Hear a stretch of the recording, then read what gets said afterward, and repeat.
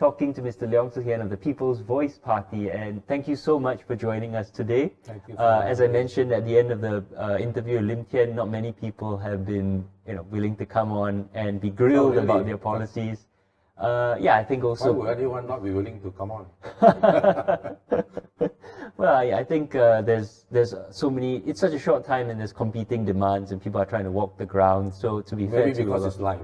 Oh yes, and of course also this is live. Yes, of yes. Parliament, you know. Yes, that's yeah, exactly right. There's who knows what you're going to say. So I think this is a big challenge, but I am very grateful to you for joining us today. Thank you. So a brief introduction for our viewers. Mr. Leong actually became famous in Singapore because in December 2018 he was sued by Prime Minister Lee Hsien Loong for defamation. Merely for sharing a news report from a news website without any comment on Facebook. That's all he did. Share a news article, and he was then sued for defamation by the Prime Minister. Now, there's been no resolution to the case as of yet. Well, actually, the trial was supposed to be next week, July 6th to 10th. Right. Yeah, but it has been postponed because the Prime Minister's Council was ill or something. Oh, okay. Okay, but not because of the election. It still would have gone. No, I think he was not. He was sick. Okay. So when is it? Later this year? Is there any new date? We don't have a date yet. Okay. It's been quite some time. December 2018. Yeah. It's almost like 19 months. It might come up to maybe 2 years. It's been a long time. Okay. So you're a financial advisor. And then now you've stepped forward to contest, you're in Jalan Besar GRC with Mr. Lim Tian for the People's Voice Party. So can you tell us why you decided to get into politics, and then specifically why with the People's Voice Party? I have been analyzing government statistics for maybe about 20 years. I must have written like a few thousand articles, hundreds of speeches all over the world in Singapore, Hong Lim Park. The statistics are getting from bad to worse. I'm 66 years old this year. The statistics are so sad that I have to do something, right? And many people will say, well, enter politics. I think there's a bit of a disconnect there, right? Okay, and I guess the question is, what entering politics, how does that improve the issuance of statistics? What do you intend to do to improve the statistics that are... So I totally agree with you. I've spoken publicly about the lack of information, the lack of independent scrutiny, the lack of statistics which are verifiable by independent bodies. How would you address that if you get into Parliament? You see, you can write a few thousand articles. Yeah. Most of the time, analyzing government statistics, asking for transparency and accountability. Government has never, ever substantially replied to any of the articles I've written or the speeches I've made. So maybe when you get to politics, you go into Parliament, surely they have to give you a reply, right? Yes. Now, of course, sometimes when you watch what's happening in Parliament, the reply can be quite ridiculous. Take an example, right? Recently, I think one MP asked, can you give us a breakdown of the PMET employment into Singaporeans and PRs and foreigners? The answer was, what do you want to know? Anyway, I'll tell you, it's 25% is foreigners. What about the other 75%? Why can't you break down into Singaporeans and PRs? Right. So, yeah, I think what we've seen especially is how useful it's been when we have Workers' Party or other, non-PAP MPs, and the NCMPs as well, sorry, not NCMPs, NMPs filing questions. So that's been really helpful in getting information out. So why the People's Voice Party? Why join Mr. Lim Tian? Why run in Jalan Besar? Of course, I've known Lim Tian for many years. We've spoken at Hong Lim Park many times. But People's Voice, I think, is unique. Probably the questions that you asked Lim Tian has already shown that they are really very hard-hitting on the statistics and the questions and the issues that really matter to Singaporeans. Right? So I have this commonality with them. They're always whacking the statistics like I'm doing. So People's Voice is the choice. Okay. So in terms of the issues then, what are some of the big issues that you think are really important? Jobs, CPF, HDB, healthcare. But since you asked the question, the big issue, Yeah. let me start maybe by talking about what I call the mother of all our issues. Okay. You know, there's so many problems, right? And I think the problem in numbers sometimes is we get carried away. We analyze the CPF, the job statistics. We don't focus on what I call the mother of our problems. So what is the mother of our problems? We are the only country in the world which has a unique fiscal policy system, whereby from a cash flow perspective, the government may not be spending any money at all on pensions, CPF, housing, HDB, or healthcare. Okay, so for our viewers, can you break that down a bit? What does it mean, I think, so people may understand, what does it mean from a cash flow perspective? The government doesn't spend money on, what was it, CPF, HDB, healthcare. Okay. Cash flow perspective means you look at what are the cash flows coming into the government, Yep. what are the cash flows going out from the government. So let's take CPF as an example, right? Almost all of our CPF is our money. It's not the government that's putting in money, right? So every year, the contributions to CPF exceed the withdrawals. So from a simple cash flow perspective, every year more money goes in the government's pocket than what's coming out. Right. Now in 2018, the contributions inflow was 36 billion plus. The outflow was 21 billion plus. So in just 1 year, as an example, the government had a $15 billion surplus in the cash flows of CPF. And so you're saying the same for healthcare and HDB, that the government takes in more money through all the various ways, you know, it charges people. HDB. Right. The government says every year, oh, the more flats we build, the more money we lose. Right? We lose $1 billion or we lose $2 billion, right? But if you look at the numbers, the cost of land in the prices of BTO flats is charged at market rates. Right. So how much is the percentage of the price that goes to land? No transparency. But let's say it's 50%, right? So is the government really having a deficit selling HDB flats, or is it a surplus? Because it's simply a left pocket to right pocket transaction if you are paying back to the government land at market rates. Right, I see. Okay, so for these policies then, there's then two questions. Are you saying, or rather the same related question, are you saying that the government can afford to either charge us less or spend more? Is that what you'd prefer? And also, why is it a problem more broadly? Why is it a problem if the government makes more money than it takes in? Practically every country in the world, especially developed countries, right? They spend money on pensions, they spend money on public housing, spend money on healthcare. So if you look from a cash flow perspective, if the government is not really spending any money, that means ordinary citizens are putting the bulk of the bill in housing, in pensions, and healthcare. And why is that a problem? Connect the dots for our viewers, because the PAP puts it very much as a sort of consumerist model, right? You want to have this thing, you need to pay for it, because they believe, for example, that if you don't have some sort of payment for healthcare, you will overconsume, costs will spiral out of control. So why is it a problem that the government is not spending on these things and it's people paying ourselves for, you know, for housing, healthcare?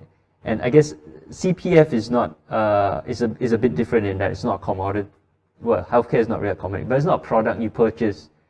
But you know, help our audience understand, why is this an issue? Let me give you a simple example that I think most people understand. Right? HDB.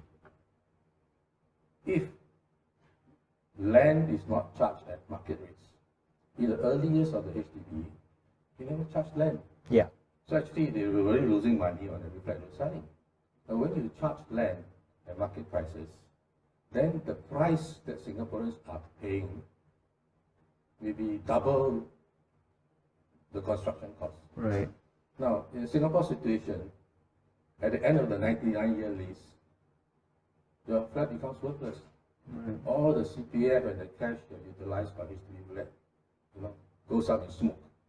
And to make things even worse, right at the beginning, your price is so much more because land is charged at market rates.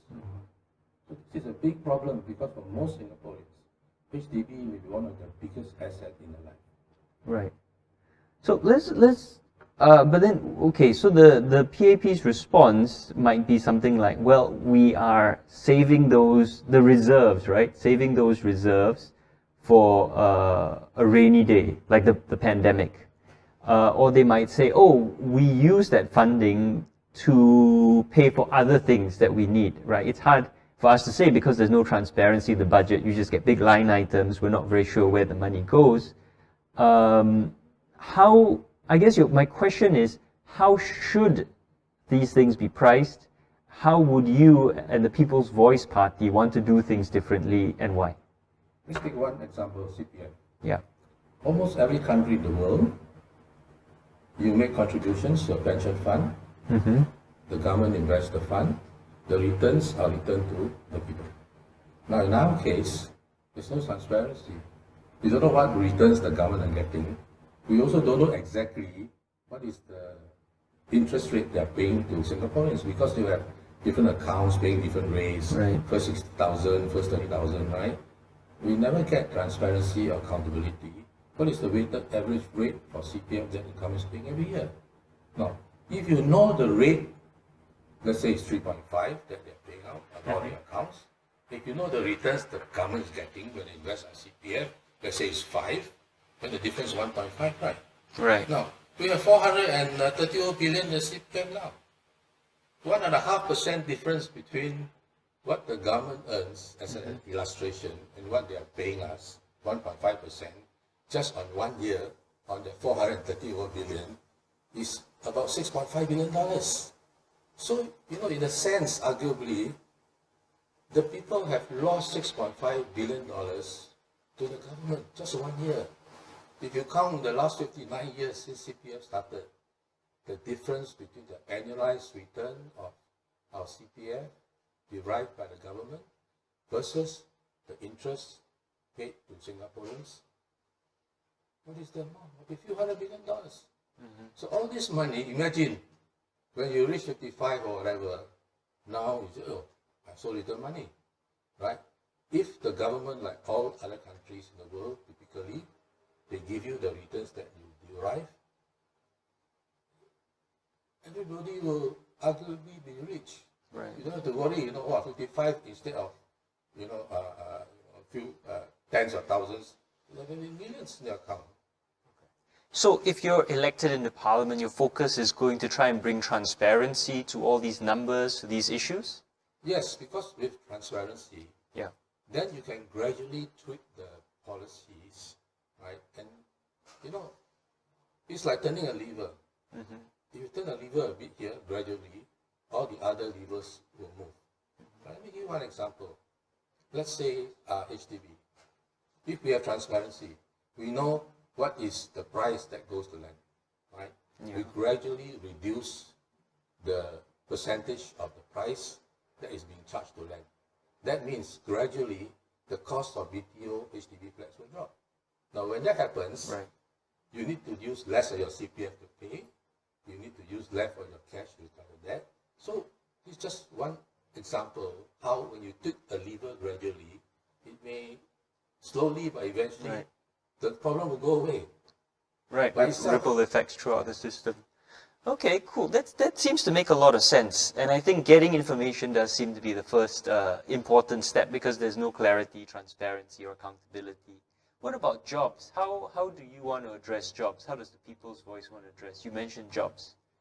Before I answer your question specifically, how to address jobs, let me talk a bit about how sad the job statistics are, because it's related to, well, if you know the numbers, then you can try and figure out how to solve the problem.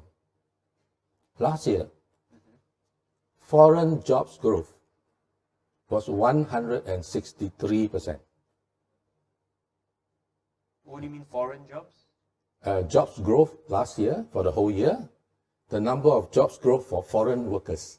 Foreign workers. 163% increase. Okay.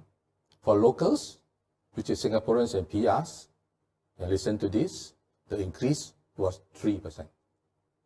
163 for foreign jobs growth versus 3% for local jobs growth. Okay. Right? Let's look, let me give you the specific numbers. Foreign jobs grew last year from about 11,000 to 29,000. Okay. That's a 163% increase. Local jobs growth increased from about 27,000 to 28,000. That's only 3%. But that's not all. Local jobs growth is Singaporeans and PRs. There's no breakdown. There's no transparency. How many of this 28% local job growth last year were the Singaporeans? Now, if you dig even further the numbers, it looks even sadder. Last year, we granted about 33,000 new PRs. We granted about 23,000 new citizens. So, if when you have new PRs, new citizens, and they are working, of course, they become part of local workforce, right? So, how many of the 28,000 local job growth actually are true Singaporeans? Okay, but I guess this is what you're saying is this is the change in job growth, right? So growth for locals was 27,000, became 28,000. How does this actually then reflect on employment? Because it may be that there are simply, that we do have a lot of jobs that are going to all these various respective categories. It's merely that it reflects a broader underlying growth. I mean, these numbers by themselves don't necessarily suggest that people are not getting good jobs or well-paying jobs or jobs with living wages. I get what you're saying, but these numbers are insufficient to understand the underlying circumstances of whether Singaporeans are getting good jobs and having real wage income growth, living wages, and so on. Exactly, it's a very good question because to figure out, we have to look at the income figures. Okay. Right, because jobs are jobs, right? Yeah. But how many are paying what? Yeah. Look at the 2019 labor market report, the latest one from the Ministry of Manpower, MOM. 1 in 10 earn less than $1,000. Right. 2 in 10 earn less than 1,005. 3 in 10 earn less than 2,005. And 4 in 10 earn less than $3,000. Now, this is including the employee CPF, which is typically 20%. If you take this away, the take-home pay is even less. So it is so obvious that 4 out of 10, actually earn less than 3,000. They take-home pay maybe only 2,004. Right? That shows you that a lot of people are very lowly paid. Now, I give you an illustration of 1 year. Right? If you go back, it's even more scary.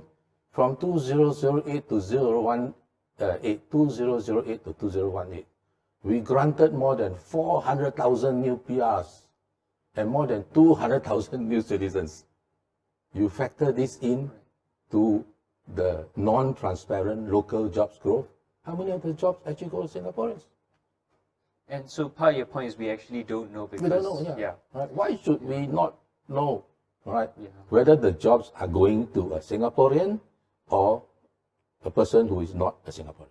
I mean, okay. I cannot understand this. Okay. Thanks. I mean, it's pretty hard to then pursue this line of questioning because we don't... Okay, let me just go one more because we talk about income, we talk about jobs growth, we talk about jobs, okay? Right? But there's another key, and that is unemployment rate. Right. Okay. Now, first quarter 2020 this year, that's for the period ended 31st March. Okay. The unemployment rate of Singaporeans seems to have increased on a relative basis more than PRs and more than foreigners. Why do I say that?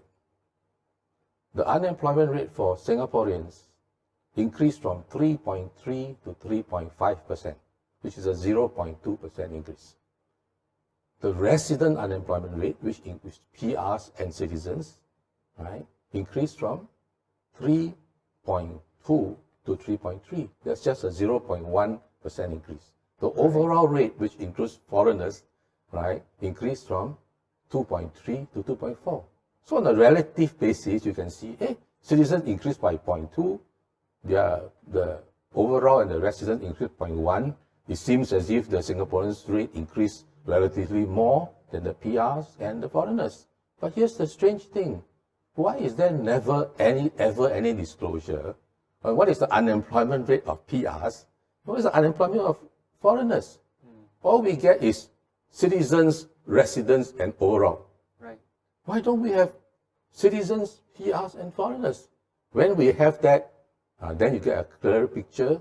You can see how serious the problem is. Then you can try and figure out how to tweak the problem. Why is it important to break out PRs from Singaporeans? Why do those categories need to be treated separately? Because if you grant every year 30,000 new PRs and 20,000 new citizens, it affects how the rate is calculated. Let me give you an example. What is the definition of unemployment rate? Number of unemployed citizens divided by total number of citizens. Right. If every year I fit at the bottom the denominator, another 20,000 new citizens, the denominator gets bigger, right? So even if the number of Singaporeans who can't get jobs remains the same or increased, it doesn't show in the numbers because the denominator is always getting bigger. And the same thing applies to the residence rate, because on top of the citizens, you may be adding the PRs as well. And what is the definition of unemployment? Is it a certain number of hours per week? Okay. I think you hit it right on the nail. Right? Okay. You know, people can tell you, you know, what's the problem, right? We, you know, we only have like 70,000 unemployed Singaporeans, blah, blah, blah. Okay. What about the underemployed? You know, all these people doing self-employed, freelance, who are forced to do it because they cannot get a job. Right. What about all these people who are going for retraining and reskilling? They count as being employed, you know. And of course, if you have given up looking for a job, you're no longer actively looking for a job, you know, after 9 months or so, you're out of the statistics. 9 months or so. Okay. Right. So if you factor all this in, underemployment, you know, people who, you know, give up actively looking for a job, people who are, you know, going for retraining, reskilling, you know, people who are, you know, going for further education because they cannot get a job, right? The numbers can be much worse than what they seem to be. So wait, hold on. So is there a formal definition of employment that is like based on a certain quantitative thing? Because it sounds like what you're saying is anyone who has some form of part-time employment, even if it's not enough for a living wage, is still counted as employed. Yes. Oh wow. So if I work part-time, 3 hours, you know, a day for 3 days a week, I'm employed. But of course, you'll be counted as what we call part-time, you know, employment. Okay. So these numbers. Let me, since you pointed this out, let me tell you something very interesting. Okay. It used to be that you are defined as a part-time employment if you work up to 30 hours a week. Okay. They changed that a couple of years ago. Now, if you work up to 35 hours a week, you are considered as part-time. Now, in many of the European countries, if you work 35 hours a week, right, that's probably the you know, what everybody is doing, you know. Okay. So when you change from 30 to 35, overnight, all the statistics may look better. Let me give you an example. You see, all the people who used to be defined as part-time work 30 hours. So when you push that up to 35, then all of a sudden this category of people all seem to be earning more money, right? Because now you count up to 35.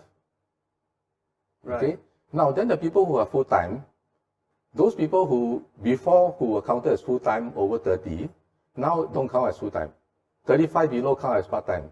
So you're left with less people who are full-time And therefore it looks at you, they also earn more money, you know, because the bottom people who work from 30 to 35 have been shifted to part-timers. So you have a situation where, very strange, by the stroke of a pen, all the part-timers appear to earn more money, all the full-timers appear to earn more money, simply by changing the definition of a part-time worker from 30 hours or less to 35 hours or less. So this is analyzing government statistics. It's very interesting, you know. It's like a jigsaw puzzle, it's like, you know, treasure hunt. Right. Right, okay. Right. My head is starting to swim with all these numbers. I have to admit, I'm not a numbers, I'm a historian. Right, that's why it's so important to have transparency and accountability in Parliament. Because if you don't push the government, right, then nobody knows. Yeah. Right? Nobody knows what is the problem. Nobody knows how bad the problem. Now, very simple. If you don't know what is the problem, how bad the problem, how do you figure out how to solve the problem, right? Right, yeah, of course. You know, I have friends, you know, I mean, I'm from Raffles Institution. I mean, you know, all my friends, you know, in government, in civil service, and you know, we always joke about this, right? That I'm from one ministry, I'm trying to figure out how to solve this problem, right? If I can't get the real numbers from the other ministry because they're not transparent, how do I figure out how to solve a problem? Yeah. So who will they come to? After a few drinks, they come to me. Like, no, I'm just kidding. Okay. But what I'm seeing also is a really interesting dynamic here between you and your teammate, Mr. Lim Tian, because what we have with him is a sort of big vision sort of person, and you're the numbers guy, and you've got all these different numbers, the analysis, the statistics. Right, so this is also a very interesting. He jabs and then I hit you from the bottom undercut. You see, why do I say from the bottom undercut? Because numbers are numbers, you know. Yeah. I mean, you can play with it, you can miss it, you can. I give you another example is when you read the news, when they talk about statistics, say, it doesn't make sense at all, you know. Yeah. The latest statistics on security officers, right? They did a survey. Okay. I think about maybe a few years ago. Yeah. Right. The survey said, oh, wonderful, you know, security officers, the basic pay has gone up, blah, blah, blah, blah, blah. But then, it doesn't say how much the gross pay has gone up. Right. All he says how much the gross take-home pay has gone up. This is a trick, you know, because you have no data to make a comparison within the past. If you are using a new set of data, which in this case is take-home gross pay, every year they only talk about basic pay and gross pay. Now they come with a survey that has basic pay, but no gross pay, but take-home gross pay. There's no way to make a comparison. Oh, right. But then, anyway, you can try. This is the fun of analyzing statistics. I'll leave it to you. Yeah, in the last 10 years or so, your security officers, yes, the basic pay went up by 70%, but the gross pay only went up by 30%. Okay. Right? So you see, if you talk to anyone who is in the security industry, talk to any security officer, they'll tell you, yeah, they increase my basic pay, then they cut my other things. No? So in the end, my increase is not very much. All right. Right? Okay, this is fascinating. No, what about the pandemic? Because we have so many statistics around the pandemic, and I never know what numbers to trust. Have you made any observations on the pandemic? We are the most unique country when it comes to pandemic statistics. We don't have daily statistics of how many tests are being done. Not only no daily how many tests, no breakdown. How many you are testing Singaporeans, PRs, foreign workers in dormitories, foreign workers not in dormitories, work passes? Zero. Okay? Now, occasionally there will be one, mother kind of statistics. On 30th June, nomination day for these elections, the government said, very good, we have already tested and cleared 80 over 1,000 foreign workers in the dormitories. Now, more than 5 months already, pandemic. There are 323,000 foreign workers living in dormitories. After 5 months, you have only tested and cleared 80 over 1,000 out of 323,000. What are you doing? Now, of course, like Trump says, maybe we should stop. Don't test so many people, because the more you test, the more the numbers. Cases. Now, I'm not saying that I don't be pockmarked or something, right? But it shows you, right? Like if you if you don't have transparency in the pandemic statistics, no, the problem is we are one of the worst countries in the world when you take number of cases, COVID-19, per capita, per million of population. Yeah. Yeah. We are one of the worst in the world, right? So when you don't have to, now, in Singapore, maybe we are so used to no need to have transparency. We all just take it, and then the media doesn't ask questions. You know, maybe in Parliament also nobody asks questions. But in any other country, if you do this, everyone will know. Fascinating. This has been just fascinating listening to you. Thank you. I mean, I knew that the situation was bad, but you've actually raised a whole bunch of issues that now I'm very curious in. And these are really, you know, it's not even like just marginal statistics. No, you're talking about really, really important things here. You know, PJ, you have made such a critical, you know, statement, this observation, because when you don't have transparency, what it may translate to is the outcome may be catastrophic. You know, the economy is so bad because of this. Why? Because we didn't have transparency on the virus statistics, right? A lot of the problems that we had or are going to have will be much minimized if there was, you see, put it this way, you don't have transparency in jobs, people wouldn't die, or the economy wouldn't tank, you know, 10% you know, negative growth. But for virus, we must be transparent. You know, it's not good for government not to be transparent during a pandemic. Because at the end of the day, right, more people suffering, more people are literally dying, right? It will translate into votes. Of course, now election, right? Yeah. Well, why are we having this election in the middle of a pandemic? So yeah, I mean, it's crazy, right? We're the only, no, statistics very easy. You ask. Any country in the world having snap election during COVID-19? Only one, Singapore. Okay?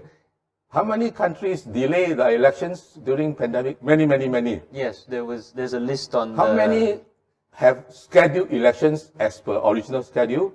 Yeah, very, very, very, very few. Okay? It's crazy. We can hold the elections latest by April 2021. And now 9 months in advance, right?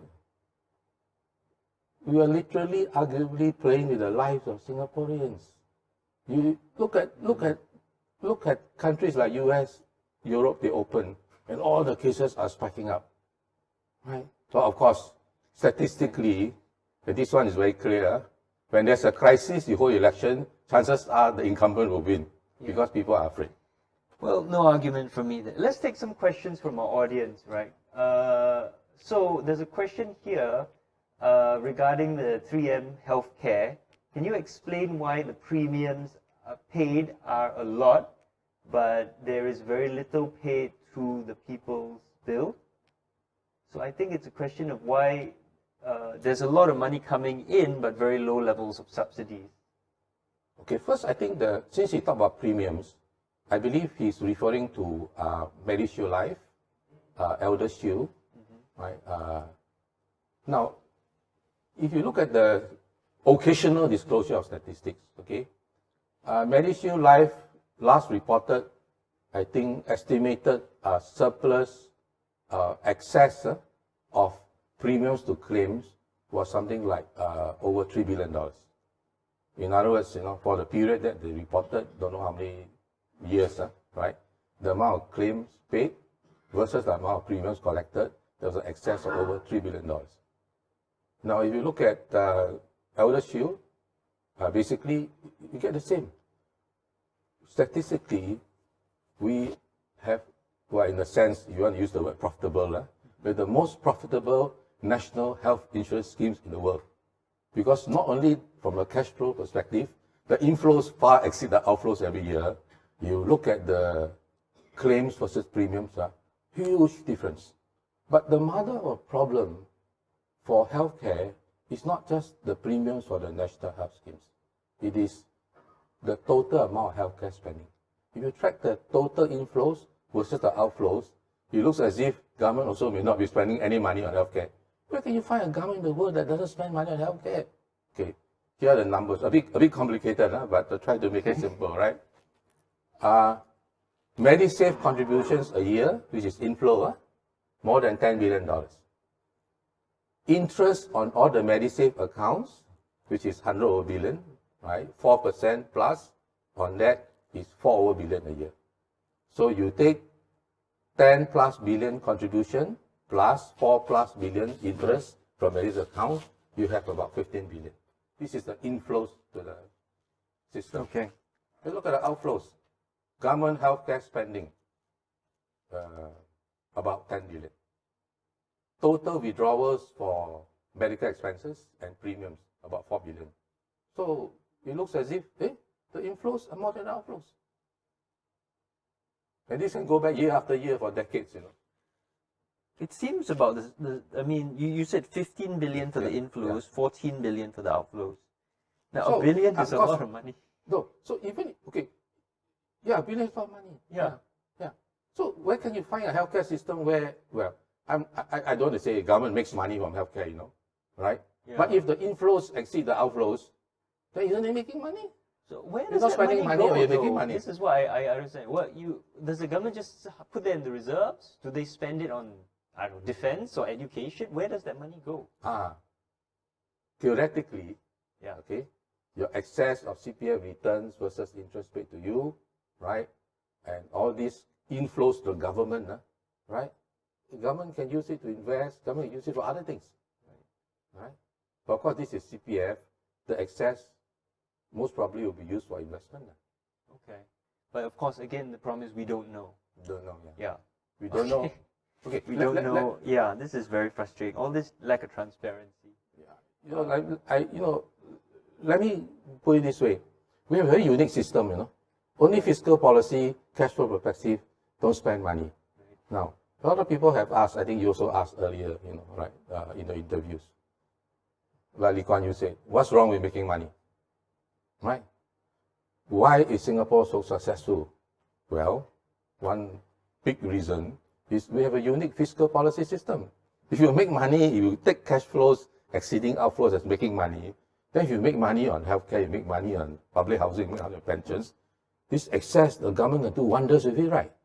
Right? So conceptually, right, even though we're the only country doing this in this way, conceptually nothing wrong.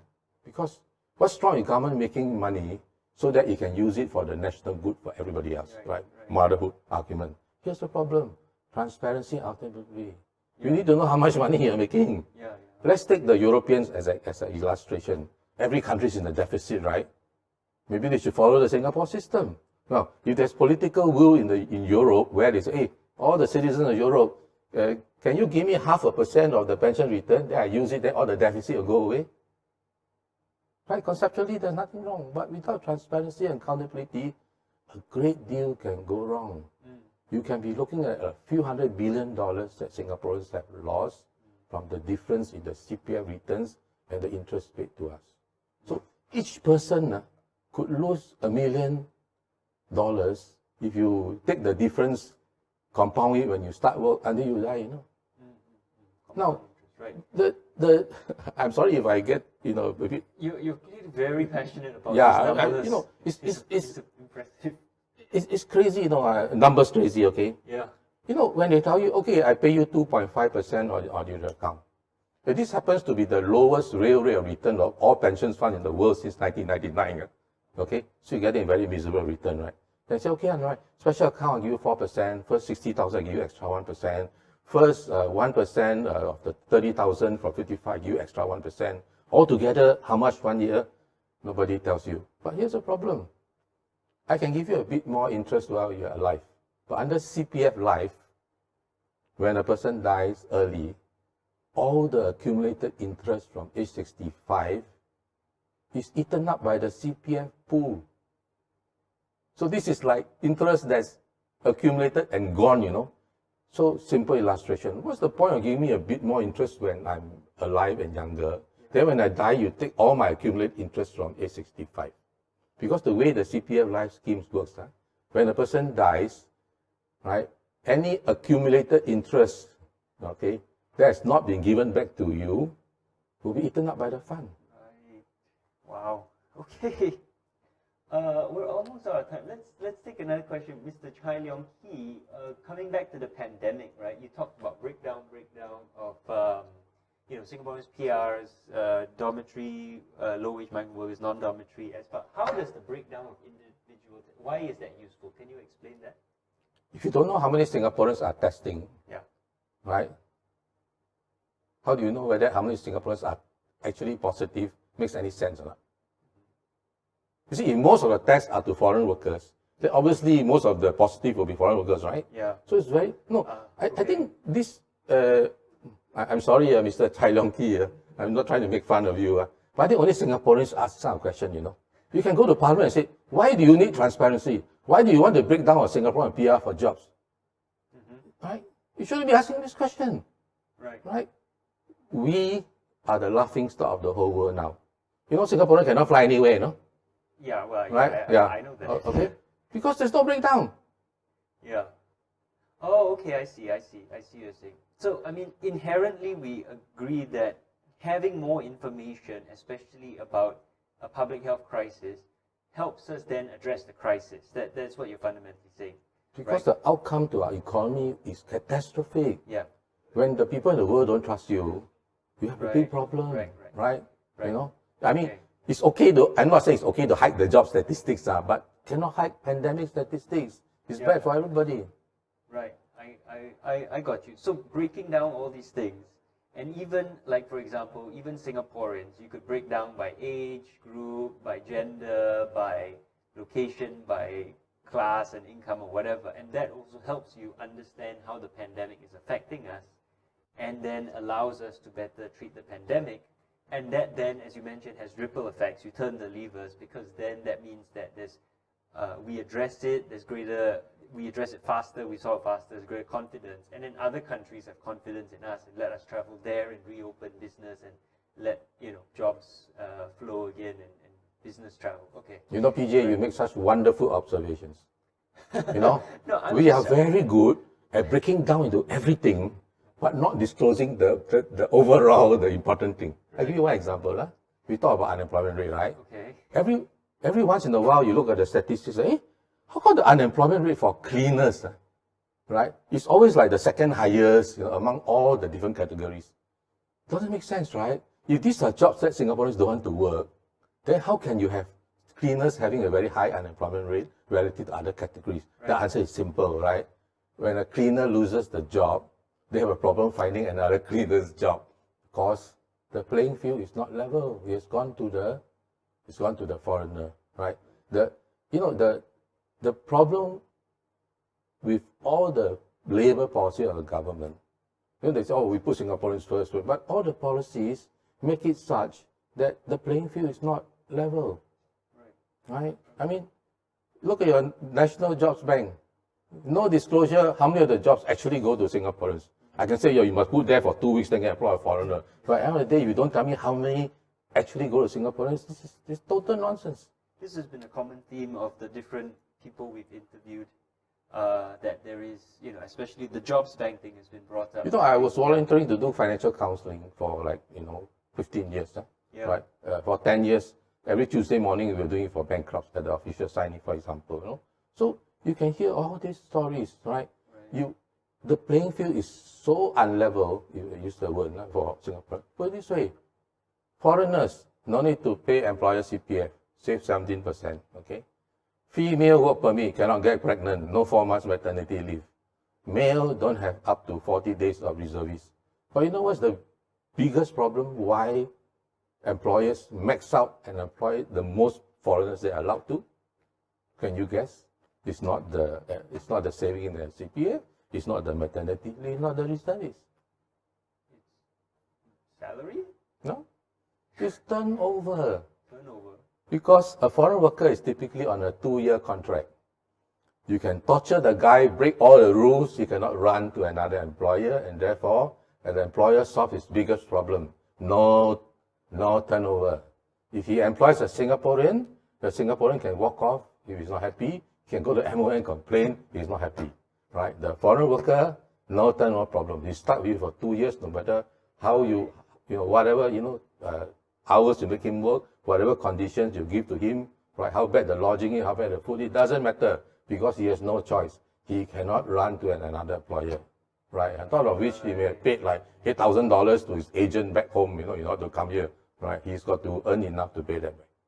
See, this is a very important point that I think is just not coming out enough with your party, that you guys are actually serious about addressing, serious structural issues with regards to exploitation of workers, and I think this is a very strong and compelling point. At least it is for me, right? I mean, I'm not a politician, but the fact that you are speaking up on behalf of workers to address this exploitation by capital is I think a really important issue, especially in this election, which is both taking place in terms of the vast changes in the global economy and also because of the pandemic. So I'm very glad you brought up that point because I never thought about it that way before. I said, PJ, you have answered the question even better than I answered when you asked me the question. I'm just reflecting what you're saying. Why stand for election? Because 20 years, you write 1,000 articles, 100 speeches, 40 countries in the world. Nobody cares. Nobody listens, right? But if you go to Parliament, I think you ask the questions that we have been talking about, we will get answers. And when we get answers, we will get solutions, slowly. Yeah. Okay, I think we're almost out of time. So one last question by Raphael Ang. What about Temasek delaying their annual report? Why delay? Any thoughts about that? Oh, you mean this year's report has been delayed? Yeah, to September, I think. Yeah, they've announced a delay. It was supposed to be out around now, but they delayed it to September. I don't know. You have to ask. You have to ask them. You have to ask Temasek. Of course. Please also ask what is I mean, it is ridiculous for a sovereign wealth fund to not disclose what is the pay of its CEO. You are managing the people's money. Yeah. Temasek is actually I spent a lot of time analyzing Temasek over the years. And I just give you one. Since we go to end now. Okay. I think very serious discussion we've had, and with a joke about Temasek. Okay. So if you read Temasek report, there's one part very strange. It says, from a certain year onwards, we have already sort of filtered out the effect of what they call the money that was given to Temasek in the earlier years. See, in the early years, a lot of the money went to Temasek so they can do a lot of things, right? So then, for a long time in the early years, people complain, wow, no wonder your return so high, 15% per annum, because you have all these assets given to you at very low prices. Then you market to market, or you go, IPO, and then boom, the market jump, all right? So after many years, Temasek addressed this. They say, okay, from this year onwards, we already filter out this one, but it's only from this year onwards. Now, Temasek has very strange numbers. It's very, in the financial committee, we joke about it, like there was one year, we say, the stock markets all crashed. But the private equity portfolio of Temasek actually did very well. Now, you all know, when stock market crash, private equity crash even more, right? So, when you look at a report, say, how come stock market crash, what? Private equity, so this is, it's a joke among financial community. I'm sorry if the audience in Singapore don't really, catch the joke. Okay. All right, we're totally out of time. So I guess last question, right? Why don't you, cameras over there, make your pitch to the voters of Jalan Besar. Why should they vote for you and the People's Voice Party? The statistics are so sad. It pains my heart to see so many people struggling. Okay, so you must get enough opposition in the parliament, because if you don't, your lives will not improve. Right? If nobody asking the right questions, nobody getting the right answers, how do you solve the problems? So, come 10 July, vote wisely. Okay, take back your jobs, take back your country, take back your dignity, so that Singaporeans will have a better future. Thank you very much, Mr. Leong. So this was Mr. Leong Sze Hian, the People's Voice Party, who is running in Jalan Besar, and who has just given me an education in a whole lot of statistics.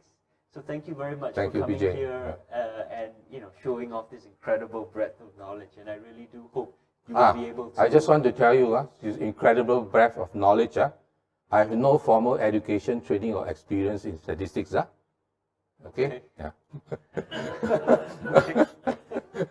Well, you certainly don't sound that way. I mean, this is, well, what I was going to say is I hope you get to ask these questions because they are really important for us to know, for us Singaporeans to know about, you know, how our money is being spent, about how our country is being run. So all the best to you. Thank you very much. Thank you. And thank you to all of you who joined in today, tuned into the live stream and asked questions.